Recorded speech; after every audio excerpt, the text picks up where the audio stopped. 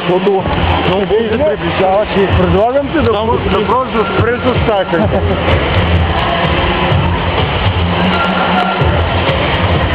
Аз се виждам някъде далеко също си пред мене.